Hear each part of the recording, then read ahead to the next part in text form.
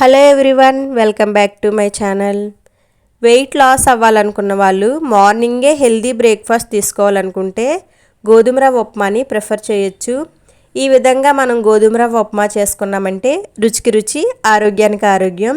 ఎక్కడా వీడియోనైతే స్కిప్ చేయకుండా చూసేయండి.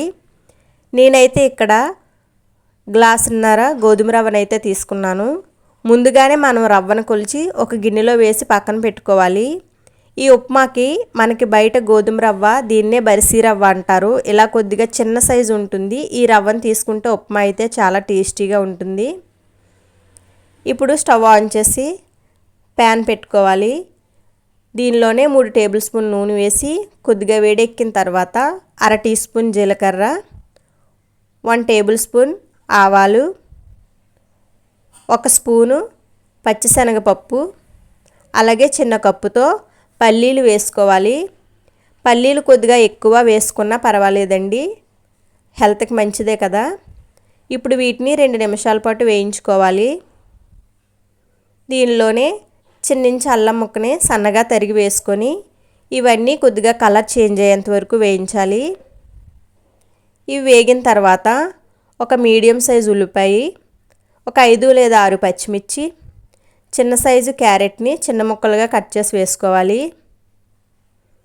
వీటన్నిటిని ఒకసారి కలుపుకున్న తర్వాత ఒక 3 కరివేపాకు రబ్బలు తీసి కరివేపాకు వేసుకోవాలి. ఇప్పుడు ఇవన్నీ బాగా వేగేంత వరకు వేయించుకోవాలి. ఇలా వేగిన తర్వాత మనం తీసుకున్న గ్లాస్కి 1 గ్లాస్కి 2 గ్లాసుల నీరు చొప్పున 1.5 నూకకి 3 గ్లాసుల వరకు నీళ్లు వేసుకొని రుచికి సరిపడా ఉప్పుని వేసి ఒకసారి బాగా కలిపి మూతను పెట్టుకొని నీళ్లు బాగా మరిగేంత వరకు మరిగించాలి. ఇప్పుడు మంటని మీడియం ఫ్లేమ్లో పెట్టి మూతను పెట్టి నీళ్లు మరగనివ్వాలి. 10 నిమిషాల తర్వాత మూత తీసి చూస్తే మనకి నీళ్ళు అనేవి ఇలా బాయిల్ అవుతున్నాయి కదా. ఇప్పుడు ఒకసారి సాల్ట్ చెక్ చేసుకొని సరిపోకపోతే వేసుకోవాలి. ఇప్పుడు మనం పక్కన ఉంచిన గోధుమ రవ్వను వేసేసి కలుపుకోవాలి. ఇది తొందరగా ఉండకట్టదు కాబట్టి ఒకసారి వేసుకొని కలుపుకుంటే సరిపోతుందండి. కరాచీ రవ్వలా కొద్ది కొద్దిగా వేయాల్సిన అవసరం లేదు. ఇలా నూకనంతా వేసేసి ఒక్కసారి బాగా కలిపేసి మంటని సిమ్లో పెట్టుకొని మూతను పెట్టి 10 నిమిషాలు ఉడికిస్తే సరిపోతుందండి. ఇప్పుడు మూత తీసి చూస్తే మనకి గోధుమ రవ్వ ఉప్మా రెడీ అయిపోయింది. ఇప్పుడు స్టవ్ ఆఫ్ చేసుకొని ఈ ఉప్మాని ఒకసారి మొత్తం కలుపుకోవాలి. మనకి నీళ్ళు మరిగి ఉప్మా ఉడుకుతున్నప్పుడు ఈ పోపులంతా ఓ పక్కకు పోతుంటాయి కదా, ఒకసారి ఇలా కలిపేసుకుంటే సరిపోతుంది.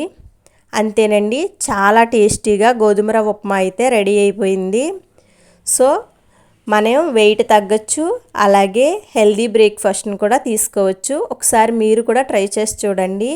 మీకు ఈ రెసిపీ కనుక నచ్చినట్లయితే మాత్రం లైక్ చేయండి, షేర్ చేయండి, సబ్స్క్రైబ్ చేసుకోవడం అస్సలు మర్చిపోవద్దు. Thank you for watching.